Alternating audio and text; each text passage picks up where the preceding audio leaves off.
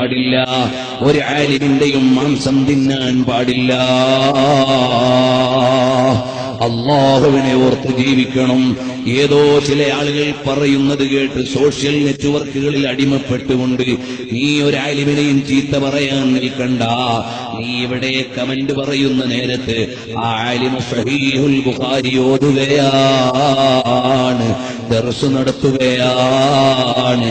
എടാ, നീ ഒരു പൊട്ടനായി എന്നല്ലാതെ ആ ആലിമ് അല്ലാഹുവിലേക്ക് അടുക്കുന്ന അമല് ചെയ്യുകയാണ്. നീ ഒരു ആലിമിനെ ചീത്ത പറയുന്ന നേരത്ത് ആ ആലിം ഒരുപക്ഷെ അല്ലാഹുവിന് വേണ്ടി സുജൂദിലാണ്, തഹജ്ജുദിലാണ്, ഖുർആൻ പാരായണത്തിലാണ്, അല്ലാഹുവിന്റെ ദീനിനു വേണ്ടിയുള്ള യാത്രകളിലാണ്. നീ ആക്ഷേപിച്ചിട്ട് നിന്റെ ആഖിറം കേടുവരികയല്ലാതെ ആലിമീങ്ങളുടെ സ്ഥാനം നഷ്ടമാവൂല. അവര് ദുനിയാവിലെ സ്വർഗത്തിന് നിൽക്കുന്നവരല്ല, അവരാഖിറത്തിൽ സ്വർഗം പണിയുന്നവരാണ്. അതുകൊണ്ട് അവർക്ക് ഒരാളുടെ ആക്ഷേപവും വിഷയമല്ല.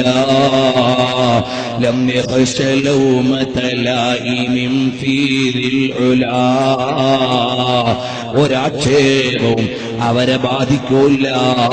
അവരെ ധൈര്യത്തോടെ മുന്നേറുന്നവരാണ് ആലിമീങ്ങൾ.